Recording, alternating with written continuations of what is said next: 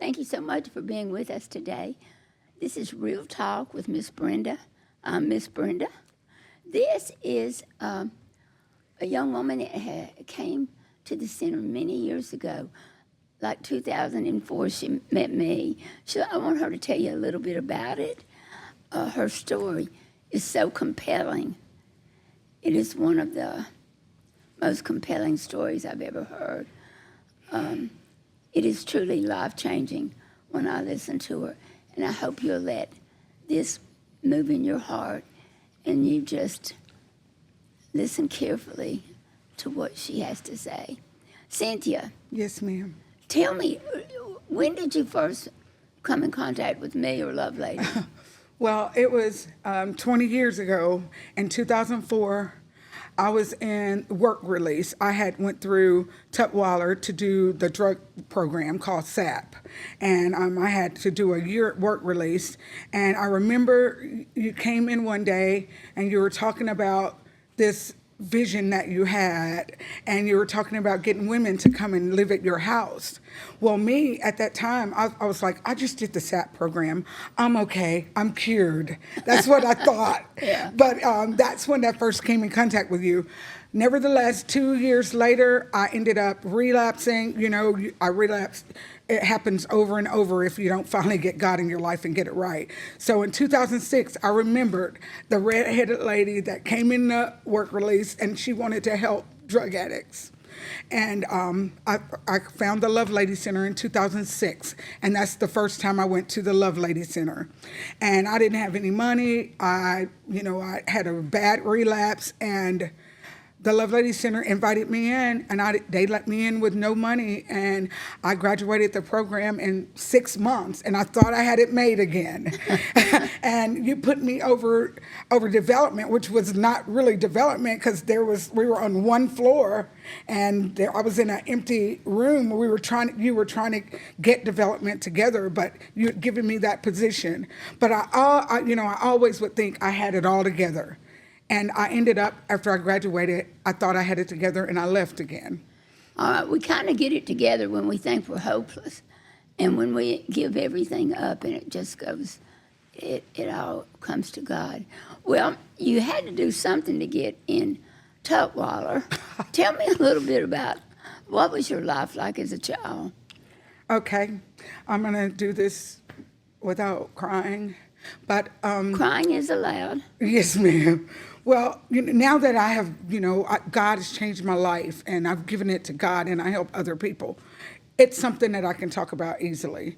Well, growing up, we grew up in the projects. My mom had 4 girls, and she raised us on her own. But I come from a family of alcoholics. I hated alcohol growing up because it was always a big party. Everybody, we were on welfare, food stamps in the projects. We had no money, but there was always big parties at our house. And once the parties started, it was drinking, fighting, molestation. So my mom had different boyfriends all the time, and my mom drank all the time. So she would go party and leave us with the boyfriends. And at 12 years old, I always start with that because it seems like my life fell apart because I would lay in my mom's bed at night when she's out drinking, hoping that when she come home, she'll wake me up and I'll get to know that she's home. I would always want my mom, no matter how much we had beatings and, fighting. And my mom shot a boyfriend in front of me. She stabbed my sister's dad from the top of his stomach down to the bottom of his stomach. And they would always come back. I would see all these stabbings and shooting. One time she shot at a boyfriend and ended up shooting herself. It's like it was nothing growing up. But this night, I didn't fall asleep in my mom's bed.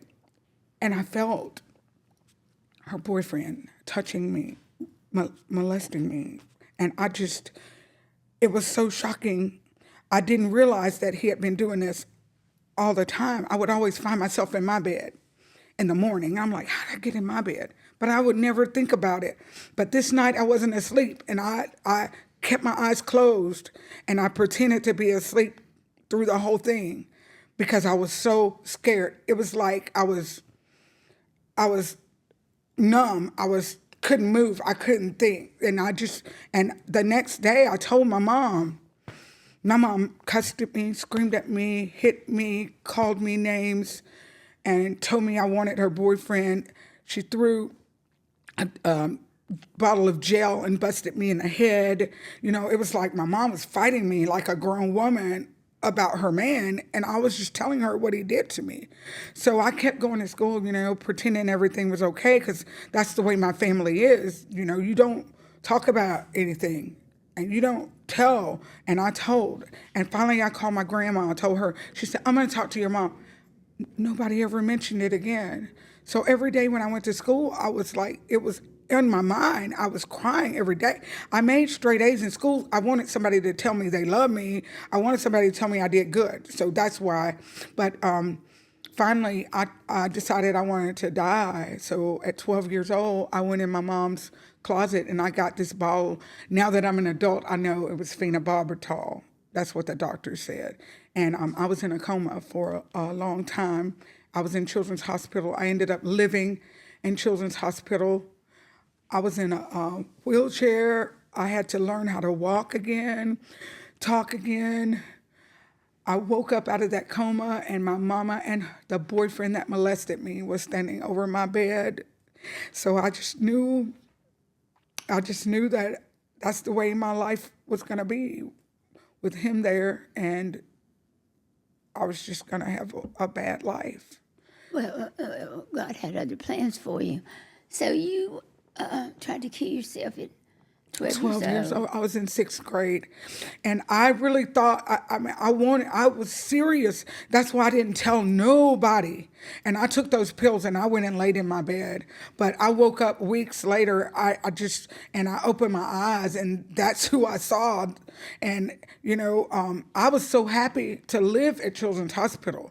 I felt like I was happy in the wheelchair. And then I was on a walker, and I was on crutches. And then I talk, and then I even told the doctor. I don't remember what happened, because they sent me home a few months later, and I was right back there.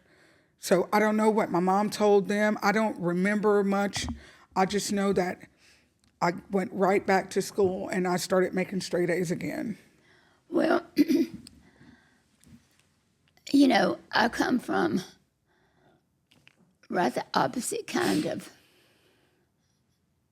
family. I mean, I was my daddy's little girl, and he protected me, and I know how it was with my daddy, and I know how blessed I was, how much I loved him. I can't even imagine the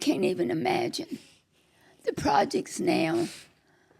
When girls come in from the project, I hear this story. As wild as this seems to most of us, this is a way of life for many of our women. Yes, ma'am. And it's never anything to be ashamed of. Jesus died on that cross to take away our shame.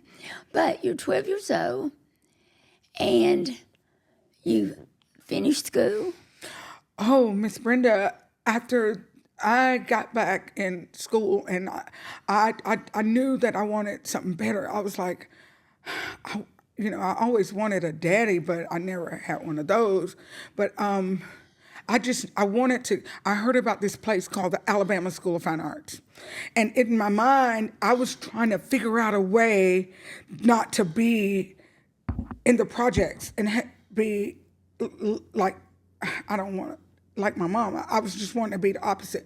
So I found out this place called School of Fine Arts. And I knew you had to have a talent. And so I tried to figure out if I had a talent. I knew I made good grades, but so I made up a talent, Miss Brenda. And You're so dancing. I was in theater. So I wrote this monologue. You're very dramatic. So yeah. I can't help it. But because now that's me. But I made up this monologue, and I snuck off on Friday afternoon.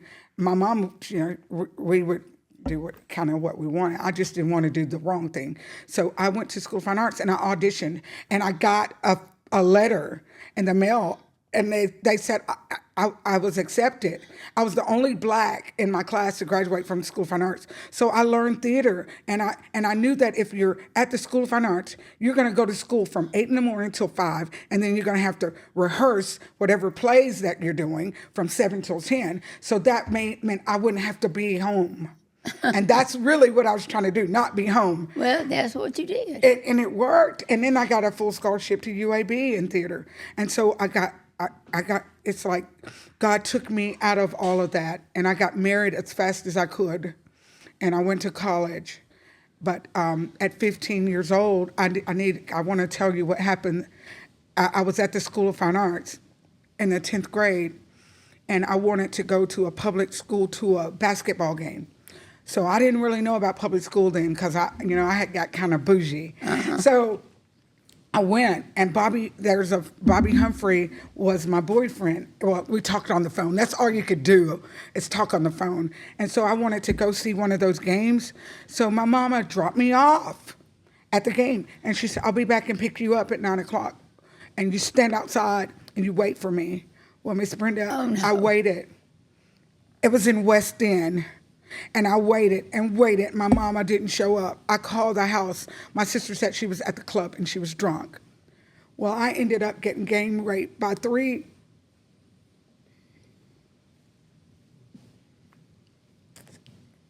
That's 3 guys. Because your mother left you standing out there. Yes, ma'am. So they took me to this park, and they left me at that park, and I walked all the way home. I had blood going down my legs. I get home, and my mom was standing out there ready to beat me. She said that I was lying.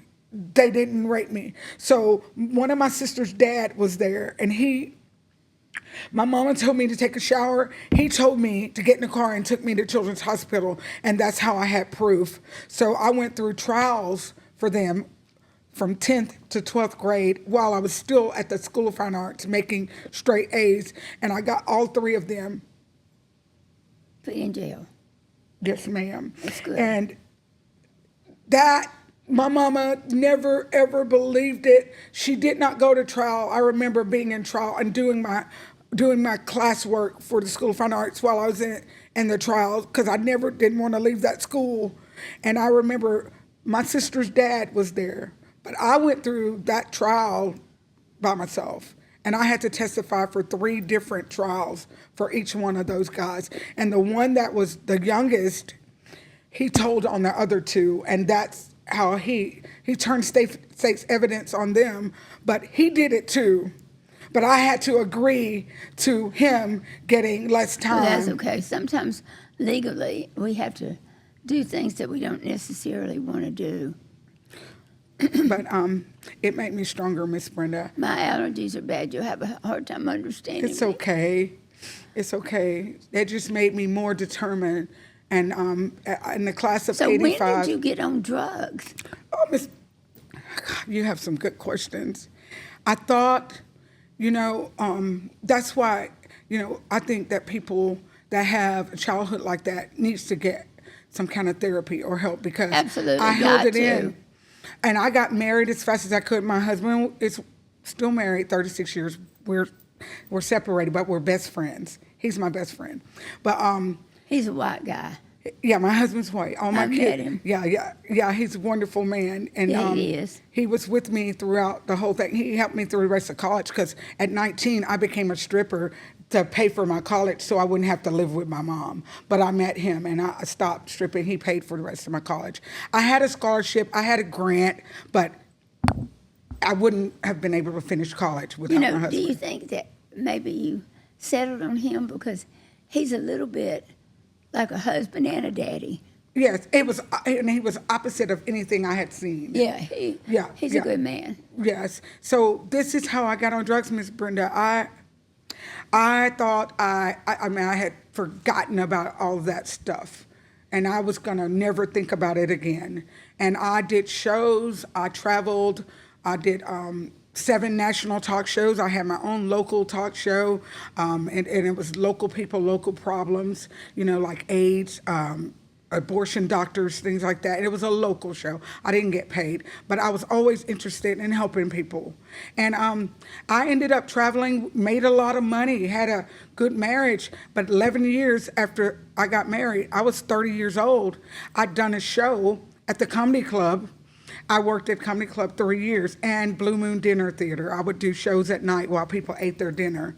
And one night after a show, somebody said, I had had a couple of drinks, and they said, I got something to sober you up. Let's go to the car. And that's how people start doing drugs. And that's why I help kids in schools, drug prevention, because you make a decision, yes or no, and it's a fast decision, and you don't know your whole life is going to go. And that's what happened to me. I said, yeah, let's go to the car. And I was doing shows and everything. You know what? Just looking back on it, for somebody like me, it looks like you ran your whole life from doing that, and then in a matter of seconds, you said, okay, I'll do it. After you run your whole life. Why would you do that? I think it was, I thought I was happy, so I thought I was going to celebrate. And I didn't realize that drug addiction is something. They gave you cocaine. Yes, ma'am. We went to the car, and he was a really rich guy. He owns the biggest plumbing company. Well, that doesn't matter. But, we don't. And he had plenty of money and stuff. So I was like, it didn't hurt him. So we put it on that dashboard, and I did it like it was a game. I just did it, and by the time I was trying to go home that night, You weren't the least bit interested in going home. no, I made a left turn and I went to the projects. And that's what happened. I knew drugs was in the projects. I knew you could find drugs in the project. So I said, I'm just going to do a little bit more. And my whole life, it took my whole life. It took my husband, my family, my children, went to DHR, my house, my cars, my bank account. Did you get what? You turned to crack, or you? I did cocaine the first couple of weeks. But then after that, they'll tell you it's the same difference. You just have to smoke this. And me, not knowing I did it. That's how young people fall into it. That's why my daughter at 19 years old is dead from fentanyl, because she was doing drugs. I knew my daughter was doing drugs. So what you did is you repeated, this is me, and let's get real. But what you did is you allowed your daughter to start repeating your life. You just said it, Miss Brenda. Well, I know that's so hurtful. And I went to But that's what we do. Yeah, it's The very thing we say we're not going to ever allow to happen, darn, that's exactly what we do. Yes, ma'am. And before you know it, I started going to jail, and possession. How many times have you been to jail? I've been to the city jail. I was there all the time, like a second house. After I lost everything, I didn't care no more. But, they let you back out, and that was the easy jail. But then, if you have a certain amount of drugs, you're going to the big one, to Tutwiler, and Tutwiler, they give me first they did the 6 month, the 9-week program. Then I did the 6 month program. And the last time I went to Tutwiler was 2009.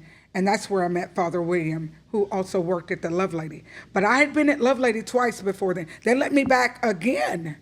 And what, Lovelady? Lovelady. Boy, you can say that for me. Y'all just let me back in there again. But that time, looking back on it now and listening to the story, I'm thinking, what was I thinking? But the truth of the matter is that we do sometimes let people have chance after chance, because I see things in people that they don't see in themselves. Yes, ma'am. It saved my life. I had a family. I had somewhere I could go. And that last relapse I had in 2009, I went to prison right after that from the Lovelady Center, because I had went on a pass and I would drink.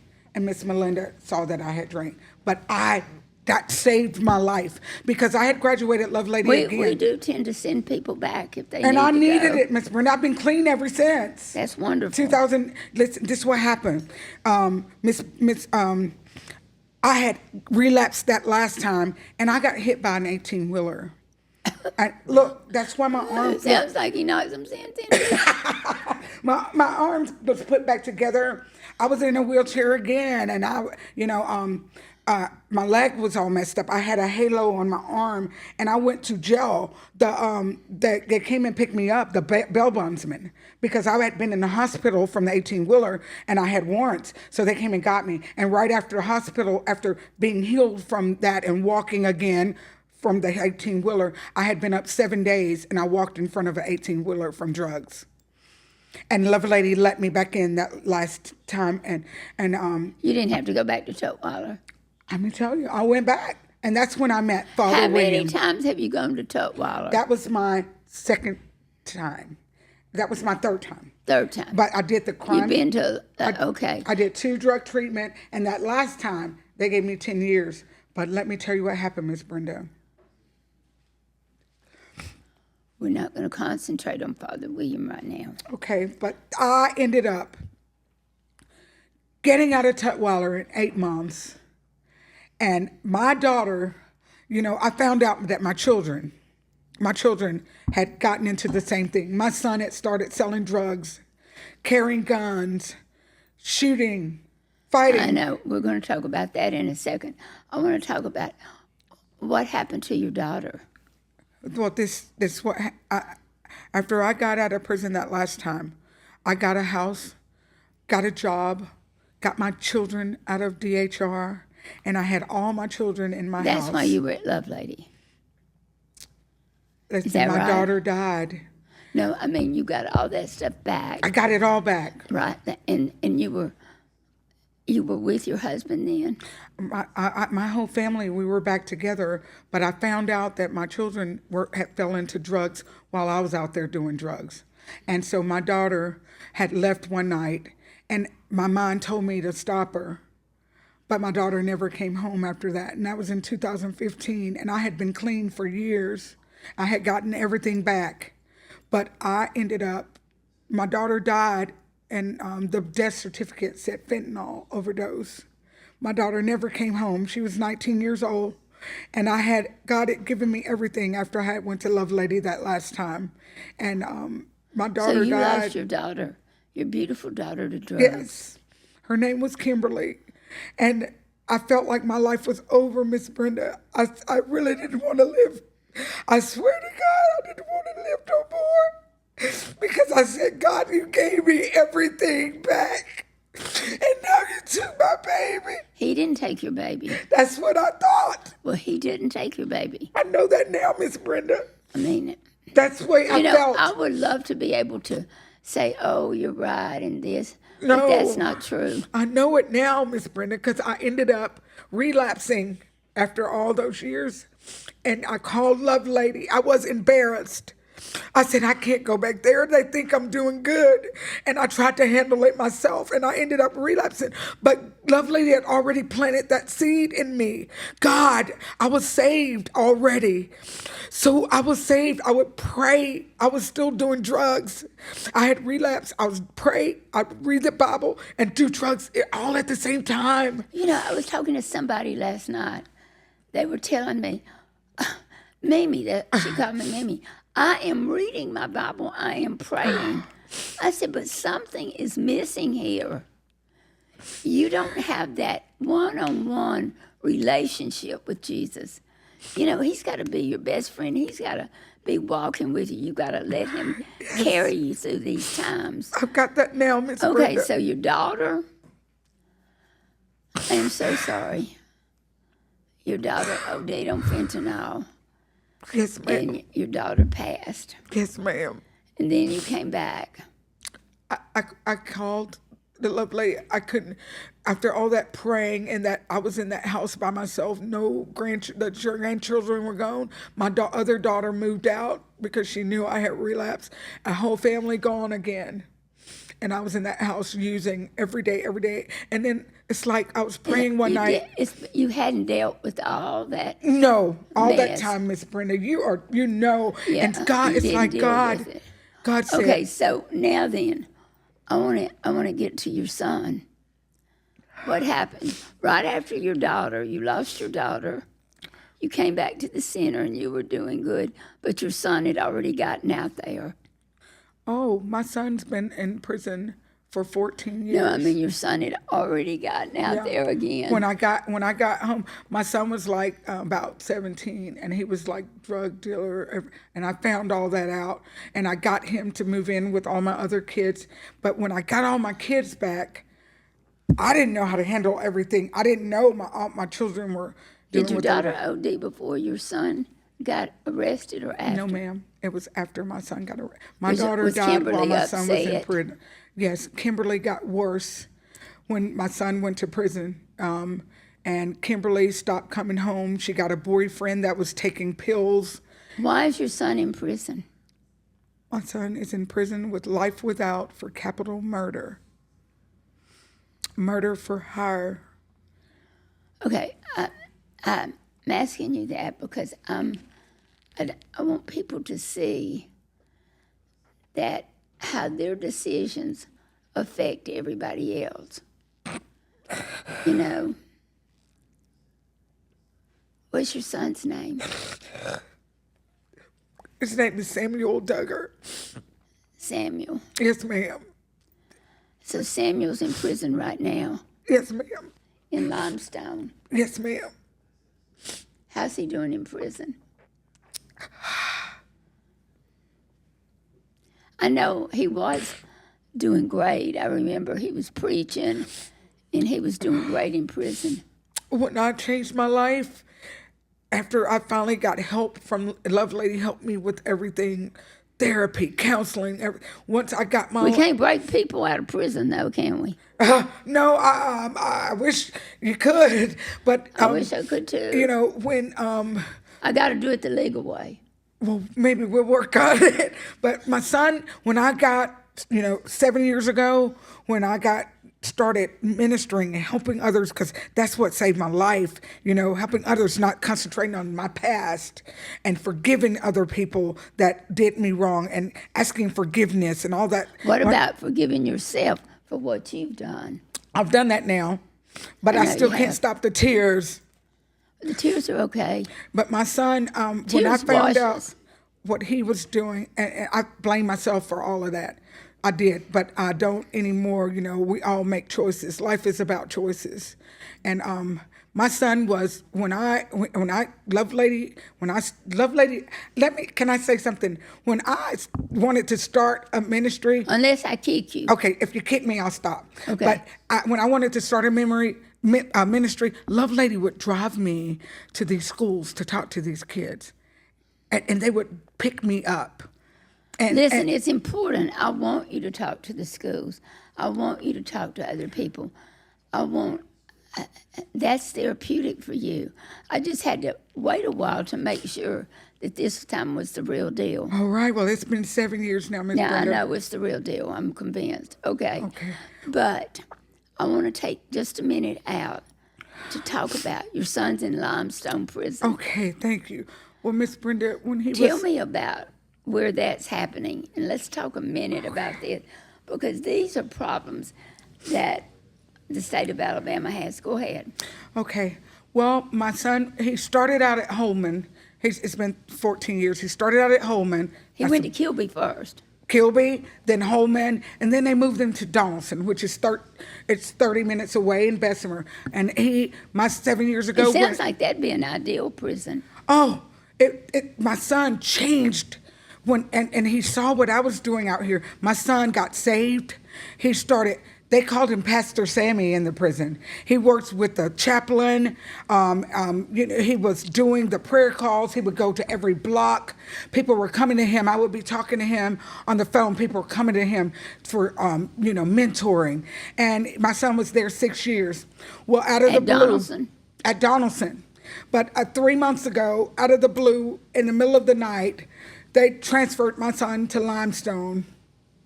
I didn't That hear. happens during the middle of the night. That's when they move them Yes, ma'am. because nobody ever knows, and they just wake them up and move them in the Yeah. middle of the night. And my son called me on the phone one day at Limestone and said, I'm at Limestone, Mama. They're dying every day. They're stabbing each other in the neck. They're killing each other. There's fentanyl all over this prison. Then I didn't talk to my son again for a month. And the next time I talked to my son, He wasn't your son anymore, was he? Miss Brenda, my son is now on fentanyl. He cannot Right get in the prison. the, Right there in the prison that is brought in either over the fence or the guards or a visitor will bring it in. But fentanyl is rampant in the Alabama prisons. It is a major problem we have. Go ahead. Miss Brenda, he can't control it. He can't get off of it. It's everywhere. He can't afford it. Okay, how's he paid for it? My son had my son had gotten married when he was in prison. She's left him now since he'd been at Limestone. He sold his Lexus that his wife had.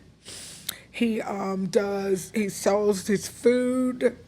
He works on their lap. They have little tablets. He'll fix their tablets. My son he's just trying his best to pay for it. And now then, he's in the hole, isn't he? Yes, ma'am. They're threatening to kill my son right now. My son 3 nights ago finally told me that they're going to kill him. He said, I'm going to die from an overdose, and that's fentanyl killed my daughter. He said, I'm going to die from an overdose, or they're going to stab me in the neck. He said, I'm going to die, Mama. Okay, I want to That's talk what he just a said. second. No. Last week I met with DOC in my office, and they are I met with the most wonderful people. I love the people that are in DOC right now. But the problem is so big that they are struggling. The inmates are running the prison. And it is a horrible situation that we've got. We put people in prison to rehab them, and that's not what they're getting. A lot of them come out better, but for the most part, I'm hearing this story every single day. The other day, one of the guys was in prison that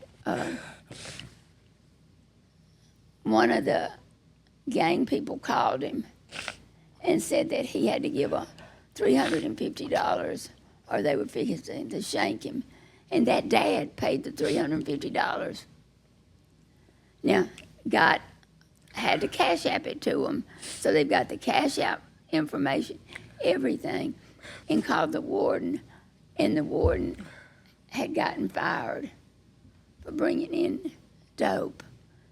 It is a rough situation right now. Alabama prisons, the system is one of the worst in the nation.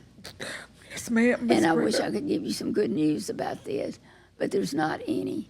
I would urge you to call and see what you could do.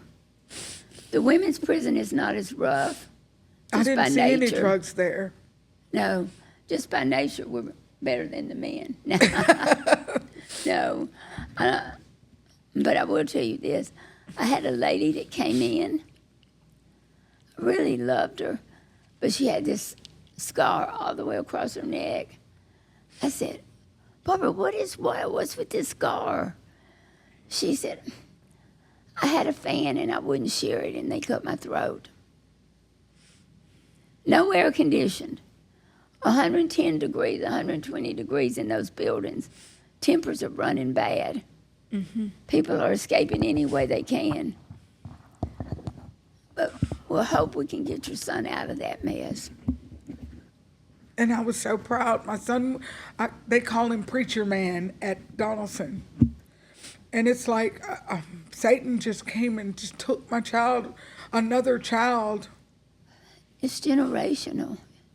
I mean, we've got to, you have broken it now.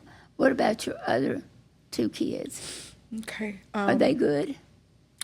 Yes, ma'am. I have my daughter. She's 33 years old. Her name is Brittany Duggar. I think all of the things that I went through, my daughter did the opposite. Good. This one is she works two, 3 jobs. She moved her whole family a block away from me in Homewood, and she's got a good husband, great mother, all my grandkids, even my son's children. She gets them every weekend. My daughter that died, she had a 3-year-old when she died. She's 14 now, and she's with me 3 days a week, and my daughter, and we take all trips together, me, my daughter, my husband, and all my grandbabies. That one just watched everything that was going on. And did the exact opposite. Yes, having a sister die, a brother in prison, and her and my son, they were best friends growing up because I was on drugs. So they were best friends. And I have one more daughter that I had during my addiction. And we really never had a good relationship, but she's in New York. We're working on it. She FaceTimes me all the time. I go to New York once a year, visit her and my grandbaby. See, God has brought you around. God is awesome. I mean, just completely around. God is I good. am so happy for you. And I'm so glad to have you at the center doing stuff with us. You are just an amazing person. Thank you, Miss Brenda. And let me tell you, I think I'm a survivor. Well, I know I am. Yes, ma'am. But until we walk in somebody's shoes, we don't know. I've never suffered like you did as a child. Yes, ma'am. I never went the way of drugs. Thank God. Food's the closest I've come. I just never felt like that was for me. But I've had other things, and I've had to forgive myself for other things. Yes, ma'am. I've forgiven so much, and I've asked for forgiveness for so much, and I know you have. And Cynthia, I see you going out, witnessing, talking about Jesus, going to the schools, helping young people, helping everybody. You have a house in Inslee, or where's Kim's The house where I help the men, it's in Fountain Heights, right above BJCCC, the Civic Center. And you have how many men that live there? Well, there's 4 now. I can get up to 6. It's a old family house, and that's where I had gotten my kids back. And I couldn't afford it. When I graduated Lovelady, I couldn't afford to keep paying for that house, but I didn't want to lose it. And I know that's where all my kids were together. So you made a house for guys that finished the program to come back to. Yes, ma'am. Well, that is very wonderful. I call it Restoration House, Kim's place. My daughter's name was Kim. So in order to keep the house going, not lose it, I just have men there. I help them to restore their lives. Because we're after rehab or prison or drugs, or you just need to get your life back together. Yes, and it is a delight all the time when I see you. And you're just so beautiful when you dance, and you have just done a remarkable job turning everything around. And I am honored and privileged to know you. I love you so much. Thank you, And Miss I just Brenda. want you to keep on keeping on, girl. Yes, Don't you ma'am. ever look back. Never, ever. Yes, ma'am. If you ever need us, we're here. Yes. You can find us, I'm sure of that. Oh, I know where to get you. Yeah, you found me before, over and Thank over. God I found you. Okay, well, listen, thank you so much. I love you, and as always, I love you, keep Miss it going. Brenda. Thank you so much. Thank you. In the name of Jesus. Yes.